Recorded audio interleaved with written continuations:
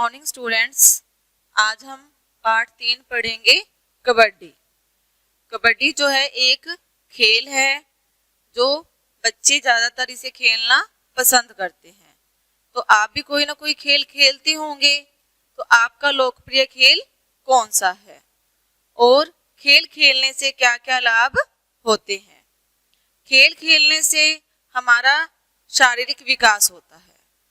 जो हमने खाना खाया पिया होता है वो आसानी से पच जाता है। इससे हमें क्या है कि ऊर्जा मिलती है और ताकत मिलती है खेल खेलने से। तो इस पाठ में हमने कबड्डी के बारे में बताया है कि कबड्डी का खेल जो है वो कैसे खेला जाता है, इसे कैसे खेलते हैं। कबड्डी ज़्यादातर जो है गाँव में खेली जाती है। गाँव के लोग इसे खेलना पसंद करते हैं। तो इस पाठ में बताया गया है कि कबड्डी जो है एक ऊर्जा और ताकत से भरपूर खेल है जो मुख्य रूप से भारत में खेला जाता है। यह खेल जितना भारत में लोकप्रिय है उतना ही नेपाल, बांग्लादेश, श्रीलंका और पाकिस्तान में भी है। कबड्डी तो बांग्लादेश का राष्ट्रीय खेल है। कबड्डी को तमिलनाडु में जादूकट्टू, पंजाब में कुड्डी, आंध्र प्रदेश में चेड़ू गुड़ू, पूर्वी भारत में हुतुतु, बांग्लादेश में हद्दू और मालदीव में भवनिक के नाम से जाना जाता है। कबड्डी की लोकप्रियता को देखते हुए इसे एशियाई और राष्ट्रमंडल खेलों में भी शामिल कर लिया गया है। कबड्डी 5 भारतीय राज्यों तमिलनाडु, बिहार, आंध्र प्रदेश, तेलंगाना और पंजाब का राज्य खेल भी है। देखो, अब इस पैरे में बताया गया है कबड्डी के बारे में। जो कबड्डी है वो भारत का एक लोकप्रिय खेल है। इसके साथ साथ जो 5 अन्य देश हैं जैसे कि नेपाल, बांग्लादेश आदि, इन राज्यों में भी जो है कबड्डी खेली जाती है और ये बांग्लादेश में ज़्यादातर खेली जाती है। और हमारे भारत के 5 राज्य ऐसे हैं जहाँ पर जो है ये कबड्डी खेली जाती है। और कबड्डी को अलग अलग नामों से भी जाना जाता है, जैसे कि पंजाब में हम इसे कुड्डी बोलते हैं और पूर्वी भारत में हुतुतु। तो इस तरह से कबड्डी की जो है अनेक नाम है। तो 5 राज्य जो हैं तमिलनाडु, बिहार, आंध्र प्रदेश, तेलंगाना और पंजाब, ज़्यादातर इन राज्यों में कबड्डी खेली जाती है। तो कबड्डी आजकल लंदन और अमेरिका में भी खेली जाने लगी है। कबड्डी की लोकप्रियता का आलम यह है कि अब तक इस पर आधारित कई फिल्में बन चुकी हैं। परदेश, हुतुतु, कबड्डी तथा बदलापुर बॉयज प्रमुख हैं। पुरानी फिल्म गंगा जमुना में भी कबड्डी के खेल को दर्शाया गया है। जो कबड्डी का खेल है उस पर क्या है कि कई फिल्में हम बनाते हैं। तो आप जैसे कोई फिल्म देखते हैं, जो फिल्मों के नाम दिए हुए हैं जैसे कि कबड्डी या परदेश, हुतुतु, तो इनमें क्या है कि इस फिल्म में पूरी फिल्म में ही कबड्डी के बारे में बताया गया है। कबड्डी से रिलेटेड ये फिल्में बनाई गई हैं। इस खेल का उद्भव भारत में माना जाता है, यद्यपि कोई औपचारिक प्रमाण नहीं है, पर इस खेल का उद्भव प्रागैतिहासिक काल से माना जाता है। महाभारत में भी इस खेल का उल्लेख मिलता है। एक त्राम पत्र में भी भगवान श्री कृष्ण और उनके साथियों के बीच कबड्डी जैसे खेल का उल्लेख मिलता है। ऋषि मुनियों द्वारा चलाए जा रहे आश्रमों में भी कबड्डी खेली जाती थी, जहां शिष्य शारीरिक व्यायाम के लिए इसे खेलते थे। अब देखो, इसमें कबड्डी के बारे में बताया गया है कि कबड्डी का जन्म कब और कहां कैसे हुआ। तो इसमें बताया गया है कि इस खेल का उद्भव का अर्थ होता है जन्म, कि ये कब शुरू हुआ उसके बारे में बताया गया है। कि इसको हम मानते हैं कि जो कबड्डी का जो खेल है ये भारत में ही इसे सबसे पहले खेला जाने लगा, लेकिन हमारे पास इसका अभी तक कोई प्रमाण नहीं मिला है। क्या पता भारत से पहले भी इसे कहीं खेला जाता होगा। लेकिन क्या है कि इस खेल का उद्भव प्रागैतिहासिक इसका अर्थ होता है कि इतिहास का ऐसा काल था कि उसमें क्या है कि उस समय हम कुछ भी लिख नहीं सकते थे, यानी कि हमारे पास लिखित सामग्री जो है उस समय उपलब्ध नहीं थी।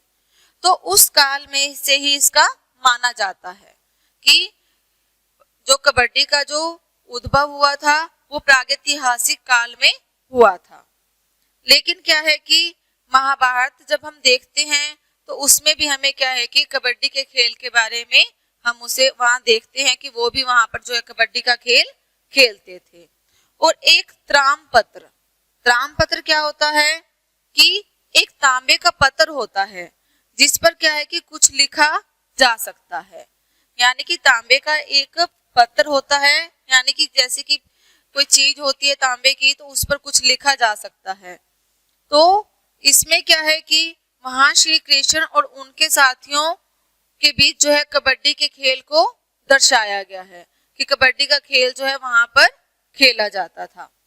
तो जब पुराने समय में क्या होता था कि जो बच्चे होते थे शिक्षा प्राप्त करने के लिए ऋषि मुनियों के आश्रम में जाकर रहते थे, तो वहां पर जो ऋषि मुनि होते थे वो बच्चों को क्या है कि व्यायाम करवाने के लिए कबड्डी का खेल खिलवाते थे।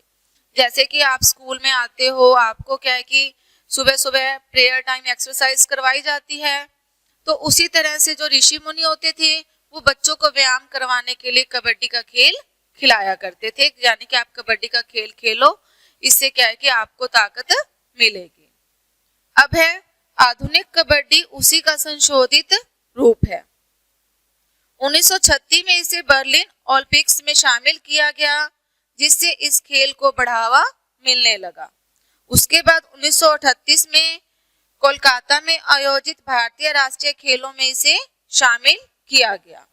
कबड्डी के प्रचार प्रसार तथा नियमन के लिए 1950 में अखिल भारतीय कबड्डी फेडरेशन का गठन किया गया, जिसके तहत इस खेल के औपचारिक नियम तय किए गए। इसी फेडरेशन को 1972 में amateur kabaddi federation of India के नाम से गठित किया गया।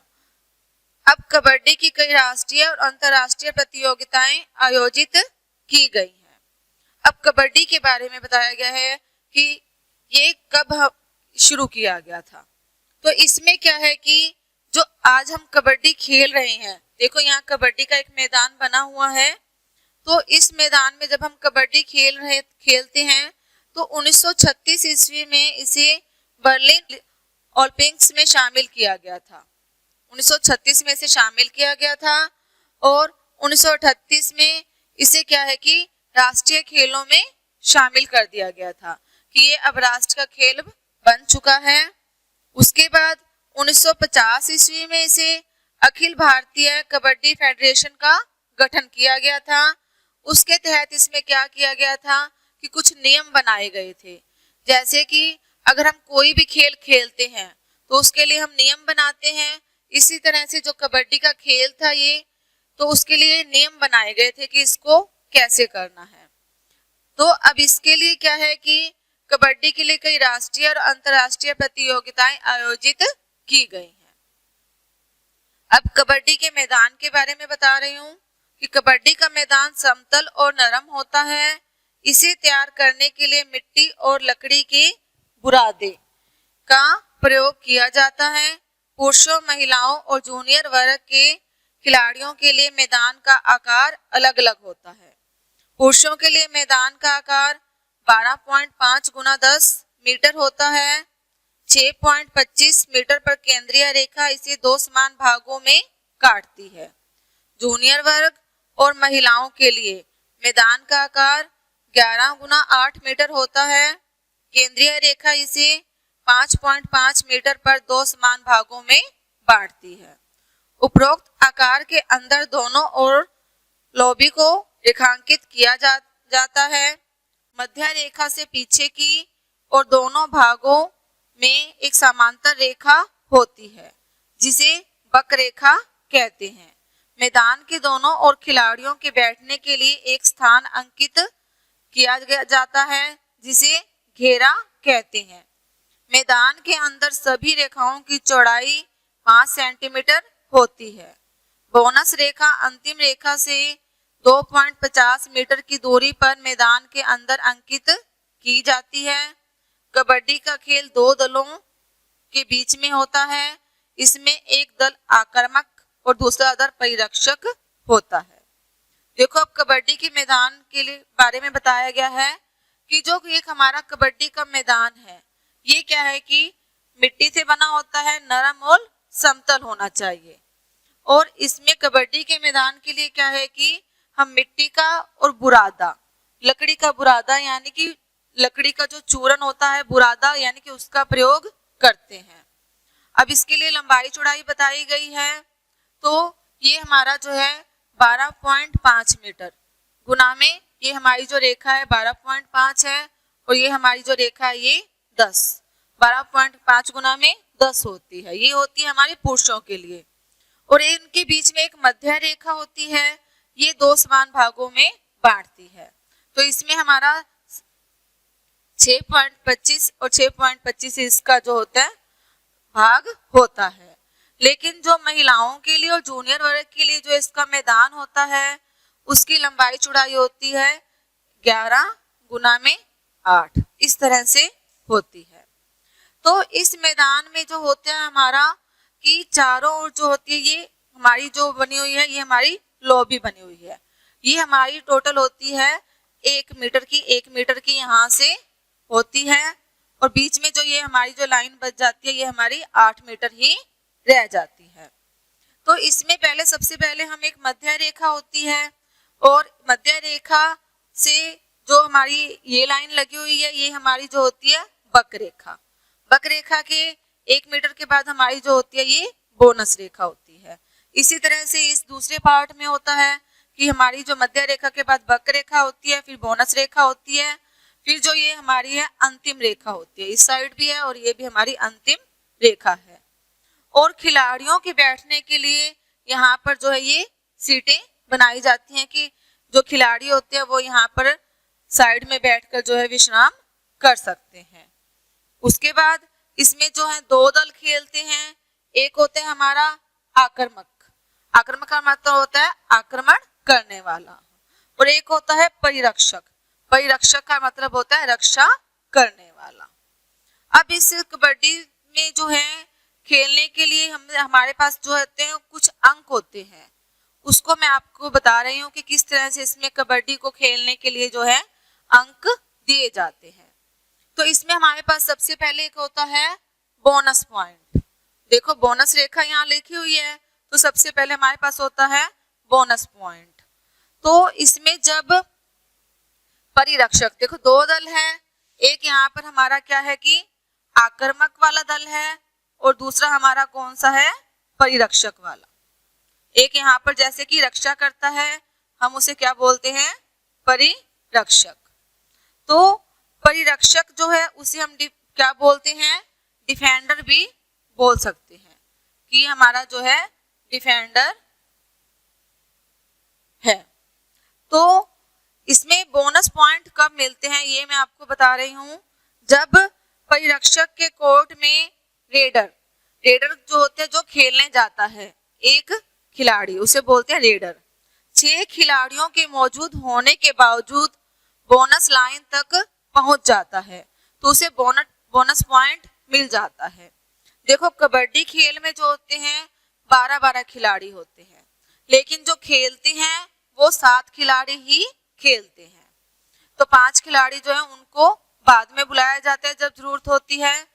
तो देखो कि इसमें क्या बताया गया है कि बोनस पॉइंट कब मिलता है कि जब परिरक्षक होता है हमारा, वो क्या करता है कि कोर्ट में रेडर यानी कि यहाँ पर जैसे 7 खिलाड़ी यहाँ है, 7 यहाँ है, अगर यहाँ पर 6 खिलाड़ी हैं, ठीक है, तो उसके मौजूद होने के बावजूद जो हमारी जो बोनस रेखा होती है, ठीक है, उस तक पहुंच जाता है तो उसे क्या मिल जाता है बोनस पॉइंट। उसके बाद इसमें दिया हुआ है टैकल पॉइंट। टैकल पॉइंट क्या होता है कि यदि एक या एक से अधिक परिरक्षक यानी कि जो डिफेंडर होता है किसी रेडर को अपने कोर्ट में 30 सेकंड तक रोक कर रखते हैं तो डिफेंडिंग टीम को 1 पॉइंट मिलता है। देखो अब जैसे कि परिरक्षक जो यहाँ पर खेलने के लिए मध्य रेखा से इधर जाता है, तो ये वाले खिलाड़ी उसे क्या है कि 30 मिनट तक अपने पास रोक के रखते हैं। तो जो डिफेंडर टीम होती है उसे क्या मिलता है, 1 पॉइंट, जिसे हम टैकल पॉइंट बोलते हैं। अब उसके बाद हमारे पास आ जाता है टच पॉइंट। टच पॉइंट में क्या होता है कि यदि रेडर एक या एक से अधिक खिलाड़ियों को छूकर अपने कोर्ट में सफलतापूर्वक वापस आ जाता है तो उसे टच पॉइंट मिलता है। यह टच पॉइंट आउट हुए खिलाड़ियों की संख्या के बराबर होता है।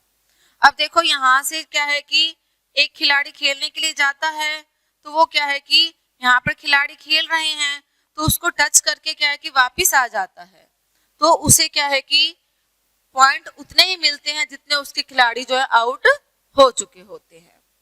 उसके बाद आता है हमारे पास ऑल आउट। ऑल आउट में क्या होता है, यदि कोई टीम होती है अपनी विरोधी टीम को पूरी तरह आउट कर देती है तो उसे 2 बोनस पॉइंट मिलते हैं।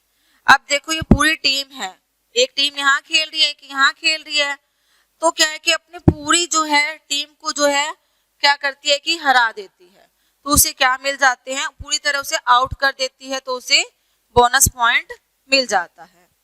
उसके बाद हमारे पास आ जाता है एम्प्टी रेड। एम्प्टी रेड क्या होता है कि यदि रेडर वोकल लाइन को पार करने के बाद बिना किसी डिफेंडर को छुए या बोनस लाइन को छुए वापस आ जाता है तो उसे कोई अंक नहीं मिलता, इसे एम्प्टी रेड कहा जाता है। देखो अब यहाँ से क्या है कि एक खिलाड़ी जाता है यहाँ से खेलने के लिए, अब क्या है कि वो जो हमारी ये वक्र रेखा है इसको बिना छुए ही वापस आ जाता है, तो उसको क्या है कि एम्प्टी रेड बोलते हैं, यानी कि उसे कोई भी जो है पॉइंट नहीं, यानी कि वो खाली हाथी लौट आया, उसने ना तो इस लाइन को वक्र रेखा को छुआ ना बिना बोनस रेखा तक पहुंचा, बस वापस आ जाता है, तो यानी कि उसे कोई भी पॉइंट नहीं मिलता है, तो उसे एम्प्टी रेड कहेंगे। उसके बाद हमारे पास आ जाता है सुपर रेड। जिस रेड में रेडर 3 या 3 से अधिक अंक प्राप्त करता है उसे सुपर रेड कहते हैं। जैसे कि यहाँ से खिलाड़ी जाता है खेलने के लिए और क्या करता है कि उसे 3 अंक मिल जाते हैं, यानी कि एक बार फिर जाता है जीत के आता है, दूसरी बार भी तीसरी बार भी, तो वो क्या कहलाता है, सुपर रेड। उसके बाद डू और डाई रेड। तो इसमें क्या होता है कि यदि किसी टीम से लगातार 2 एम्प्टी रेड हो जाती है तब तीसरी रेड को डू और डाई रेड कहते हैं। इस रेड में टीम को बोनस या टच पॉइंट अर्जित करना होता है, नहीं तो डिफेंडिंग टीम को एक अतिरिक्त पॉइंट मिल जाता है। देखो इसमें क्या बताया गया है कि डू और डाई रेड में कि जैसे यहाँ से एक खिलाड़ी जा रहा है खेलने के लिए, यहाँ पर पहली बार गया खाली आ गया, दूसरी बार गया फिर खाली आ गया, अगर वो तीसरी बार फिर ऐसे ही खाली चला जाता है तो उसे क्या है कि जो दूसरी टीम होती है उसको पॉइंट मिल जाता है इस टीम को, तो उसे बोलते हैं डू और डाई रेड, यानी कि उसे किसी भी हालत में बारी बारी खाली नहीं आना होता है बल्कि कोई ना कोई पॉइंट बनाकर ही वापिस आना होता है। उसके बाद हमारे पास आता है सुपर टैकल। यदि डिफेंडिंग टीम में खिलाड़ियों की संख्या 3 या 3 से कम हो जाती है और यह टीम रेड आउट करने में सफल हो जाती है तो इसे सुपर टैकल कहते हैं। सुपर टैकल करने पर डिफेंडर टीम को 1 पॉइंट मिलता है। यदि कि देखो इसमें क्या है कि खिलाड़ियों की संख्या जो होती है वो 7 खिलाड़ी होती है, अब क्या है कि 3 या 3 से कम हो जाती है उनकी खेलते खेलते संख्या, और यह टीम जो होती है वो रेड आउट करने में सफल हो जाती है, तो इसे हम इसे क्या कहेंगे, सुपर टैकल। तो इसमें जो डिफेंडर टीम होते हैं उसको जैसे कि 1 पॉइंट और मिल जाता है। उसके बाद लोना। लोना क्या होता है, जब कोई टीम विपक्षी टीम के सभी खिलाड़ियों को आउट कर देती है तो उसे 1 लोना मिलता है। इसमें यानी कि 2 अंक जो होते हैं वो हमें अतिरिक्त यानी कि एक्स्ट्रा दिए जाते हैं। अब देखो जैसे कि टीम है, इसने क्या है कि पूरी टीम को क्या है कि हरा दिया, तो अब उसे क्या है कि उस टीम को 2 अतिरिक्त पॉइंट और मिल जाएंगे, जिसे हम क्या बोलते हैं, लोना। ये तो होता है हमारे यानी कि अंक प्राप्त करने के नियम। आगे अब हम बता रहे हैं इसमें कबड्डी के क्या नियम है, यानी कि जो हम कबड्डी का खेल खेलते हैं तो इसमें कुछ नियम होते हैं जिन नियमों का हमें पालन करना होता है। तो जैसे कि मैंने आपको पहले भी बताया था कि प्रत्येक टीम में जो होते हैं वो 12 खिलाड़ी होते हैं, लेकिन एक समय में केवल जो है 7 खिलाड़ी ही खेल सकते हैं, और जो शेष 5 खिलाड़ी बच जाते हैं वो सुरक्षित होते हैं, जिनका विशेष परिस्थितियों में प्रयोग किया जाता है। यानी कि जैसे एक आउट हो गया तो दूसरे को बुला लेते हैं, या कुछ भी हो सकता है खेल खेलते समय, तो इसलिए उन साथियों को बाद में बुलाया जाता है। उसके बाद नियम नंबर 2 है, जो इस मैच की अवधि होती है, यानी कि जो खेलने की जो इस अवधि होती है वो होती है 40 मिनट। 20 मिनट जो होती है इधर के खिलाड़ी खेलते हैं, 20 मिनट इधर के खिलाड़ी खेलते हैं, यानी कि 20-20 मिनट में, और बीच में जो 5 मिनट होते हैं उसमें क्या है कि विश्राम दिया जाता है कि आप आराम कर लो, और 20 मिनट के बाद दोनों क्षेत्र जो आपस में बदल जाते हैं, यानी कि जो परिरक्षक है वो इधर आ जाएगा और जो आक्रामक है वो इधर चला जाएगा। तो इसमें क्या है कि महिलाओं और जूनियर खिलाड़ी होते हैं, उनके लिए मैदान भी अलग होता है, तो उनकी अवधि जो होती है वो भी कम होती है, 15-15 मिनट होती है। उसके बाद नियम नंबर 3 है हमारे पास, जो टीम जो है इसमें क्या है कि टीम को जो है कबड्डी खेलने के लिए एक टॉस लगा, यानी कि हम इस खेल को खेलने से पहले एक टॉस लगाते हैं, जैसे कि कोई सिक्का उछालते हैं, तो जो टीम जीत जाती है वही जो है पहले जो है अपना खेल खेलना आरंभ करती है। उसके बाद खेल के दौरान मैदान से बाहर जाने वाले खिलाड़ी को आउट माना जाता है। जैसे कि हमारा खेल का मैदान सुरक्षित किया गया है, अगर कोई खेल के मैदान से यहाँ से बाहर निकल जाता है तो वो खिलाड़ी जो है वो आउट माना जाता है। और खेल आरंभ होने के बाद जो है लॉबी को भी मैदान का हिस्सा बना देते हैं। जैसे हमारी ये लॉबी दी हुई है ना चारों साइड, तो ये भी क्या है कि जब हम खेल खेलते हैं तो ये भी मैदान के हिस्से के अंदर ही आ जाती है। और बचाव करने वाली टीम के खिलाड़ी का पैर पीछे वाली रेखा से बाहर निकल जाने पर उसे आउट मान लिया जाता है। यानी कि जो टीम जो होती है वो एक बचाव करने वाली टीम होती है, जो अपने आप को बचाती है, तो अगर वो क्या है कि रेखा से बाहर, ये रेखा हमारी खींची हुई होती है, इससे बाहर अगर उसका पैर आ जाता है तो उसे क्या कर लेते हैं, हम आउट मान लेते हैं। अब जो रेड करने वाला खिलाड़ी होता है वो लगातार कबड्डी कबड्डी बोलता है, यदि वह सांस तोड़ देता है तो उसे आउट मान लिया जाता है। जैसे यहाँ से एक खिलाड़ी जाता है खेलने के लिए तो वो बोलता रहेगा कबड्डी कबड्डी, अगर वो बीच में से रुक जाता है तब भी क्या है कि क्या मान लेते हैं, हम उसे आउट मान लेते हैं। अब जो इसमें एक अंपायर होता है, तो वो अंपायर द्वारा रेडर को किसी नियम के उल्लंघन पर सचेत करने के बाद भी यदि वह नियम का उल्लंघन करता है तो उसकी बारी समाप्त कर दी जाती है तथा विपक्ष को 1 अंक दे दिया जाता है, किंतु रेडर को आउट नहीं दिया जाता। देखो अब यहाँ से जो एक खिलाड़ी है खेलने के लिए जाता है, ठीक है, अगर इसमें नियम मैंने आपको बताए थे, तो अगर वो नियमों का उल्लंघन करता है तो क्या है कि तो एम्पायर उसे कहता है कि आपने नियम का उल्लंघन किया है, तो वो उसे उल्लंघन करने पर उसे आउट नहीं करते, बल्कि जो जैसे कि इसका विपक्षी दल है तो उसको क्या है कि 1 अंक जो है वो दे देते हैं। तो इस नियम को, जैसे इस कबड्डी को खेलने के लिए जो है कुछ नियम होते हैं, तो उनका पालन करना उनको जरूरी होता है। जब रेडर विपक्षी टीम में होता है और सांस तोड़ देता है तो एम्पायर उसे वापस भेज देता है और उसके द्वारा छुए गए विपक्षी खिलाड़ी जो है आउट नहीं माने जाते। देखो जैसे यहाँ से खेलने के लिए एक खिलाड़ी यहाँ पर गया, ठीक है, वो क्या है कि वो जैसे कि उसने कबड्डी कबड्डी बोलना बंद कर दिया, तो वो जो साथ में खिलाड़ी जो होता है वो उसे बोल देता है कि आप जो है वापस चले जाओ, लेकिन क्या है कि उसके बाद जो खिलाड़ी को वो आउट करता है, लेकिन वो खिलाड़ी आउट नहीं माने जाते क्योंकि उसने क्या है कि खुद भी बोलना छोड़ दिया था। उसके बाद है, यदि किसी टीम के सिर्फ 2 खिलाड़ी बच जाते हैं तो उस कप्तान को अधिकार होता है कि वह अपनी टीम के अन्य सदस्यों को बुला सकता है। इसके बदले विपक्ष को उतरे अंक या लोना के 2 अंक प्रदान किए जाते हैं। देखो अब इस टीम में क्या है कि काफी सारे खिलाड़ी, जैसे बताए थे कि आपको 12 होते हैं ना, 7 खेलते हैं, अब जो खेलते खेलते 2 रह जाते हैं तो कप्तान जो होता है उसको अधिकार होता है तो वह अन्य सदस्यों को बुला सकता है। अब नियम नंबर 11 दिया हुआ है कि रेडर यदि बोनस रेखा को पार कर लेता है तो उसे 1 अंक दिया जाता है। जैसे कि हमारी बोनस रेखा है, यहाँ से एक खिलाड़ी खेलने के लिए आता है और वो बोनस रेखा को पार कर लेता है तो उसे रेडर को 1 अंक दिया जाता है। मध्यांतर के बाद पाले का आदान प्रदान किया जाता है। मध्यांतर यानी कि उसके बाद ये खिलाड़ी इधर आ जाते हैं और ये खिलाड़ी उधर चले जाते हैं तो उनका जो है आदान प्रदान किया जाता है। यदि किसी खिलाड़ी का कोई अंक क्रीड़ा क्षेत्र से बाहर की जमीन को स्पर्श करता है तो उसे आउट घोषित कर दिया जाता है। अब ये खिलाड़ी खेल रहे होते हैं तो इसमें जो हमारा जो क्रीड़ा का क्षेत्र है यानी कि खेलने का क्षेत्र है उससे जो है कोई भी खिलाड़ी जो है वो बाहर आ जाता है तो उसे हम आउट मान लेते हैं। असभ्य या उदंड व्यवहार के लिए एम्पायर खिलाड़ी को चेतावनी दे सकता है, विपक्ष को अंक दे सकता है अथवा खिलाड़ी को अपात्र भी घोषित कर सकता है। यहाँ तक कि टीम को भी अपात्र घोषित कर सकता है।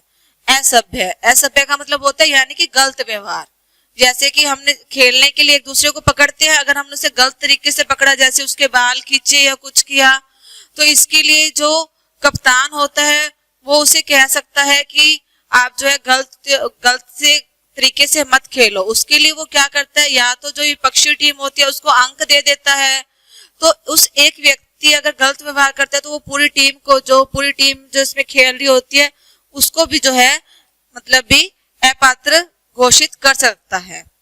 तो इस खेल के समय एक रेफरी या एम्पायर, एक अंक लेखक तथा 2 सहायक अंक लेखक का होना अनिवार्य होता है। यानी कि अगर हम खेल खेलते हैं, खिलाड़ी तो इसमें होते ही हैं, उसमें एक रेफरी होता है जिसे हम एम्पायर भी कहते हैं, उसको वो होना चाहिए, और एक अंक लेखन यानी कि जब खेलते हैं तो उनको नंबर मिलते हैं तो उसको लिखने के लिए एक अंक लेखन और 2 सहायक जो उसकी सहायता करने के लिए अंक लेखन का होना यानी कि इसमें आवश्यक होता है।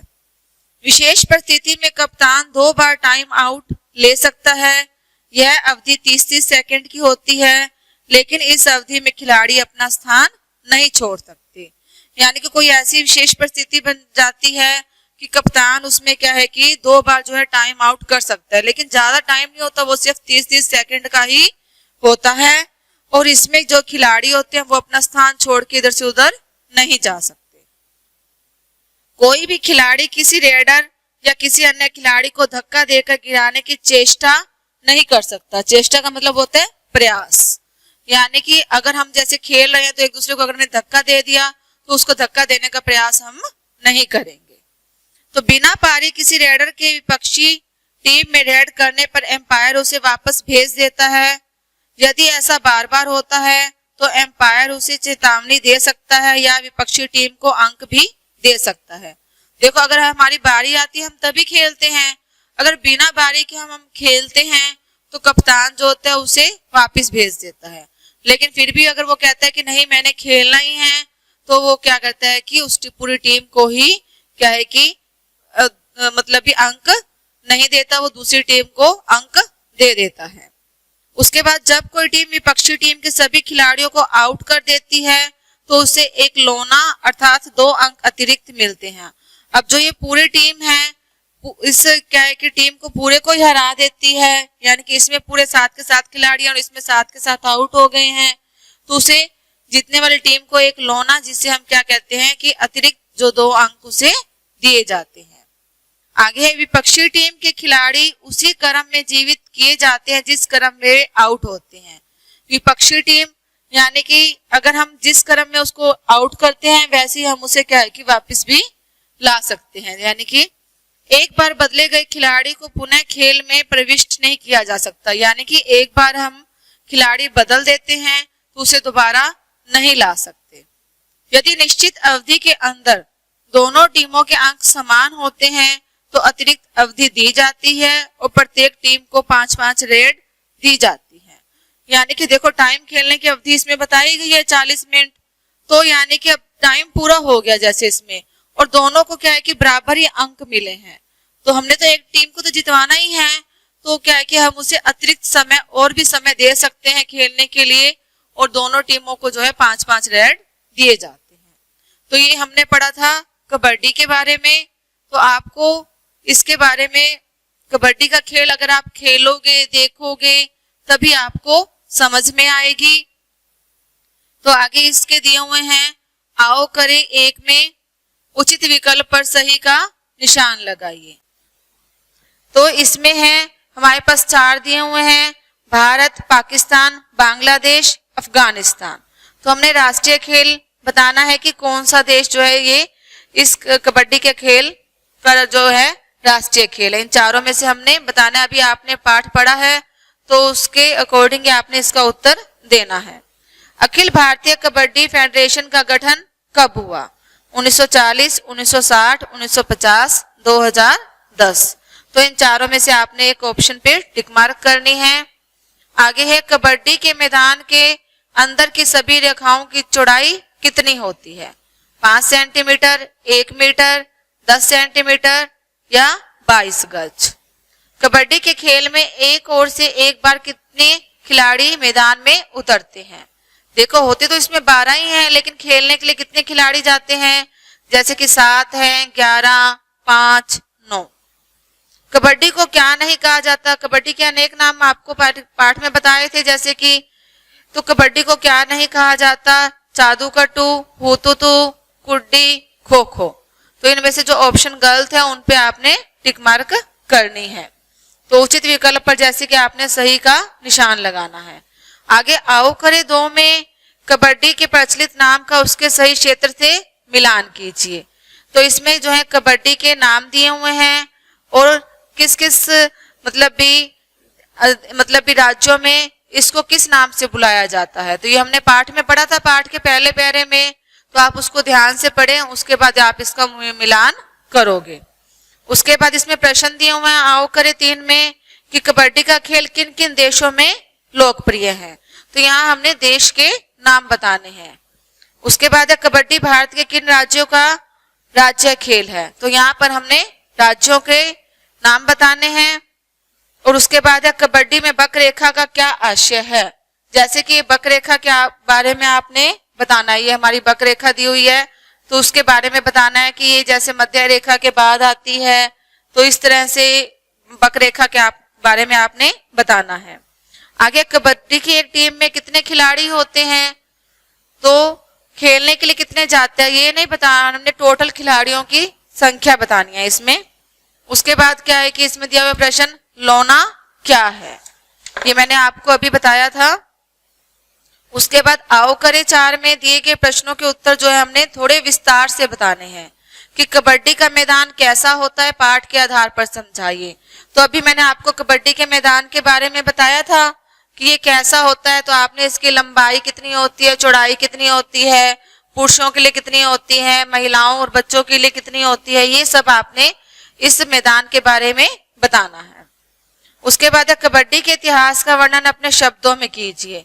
यानी कि कबड्डी जो है कब शुरू हुई, कैसे शुरू हुई, तो उसका इतिहास आपने बताना है। तो आज हमने कबड्डी से संबंधित पूरा पाठ पढ़ा है।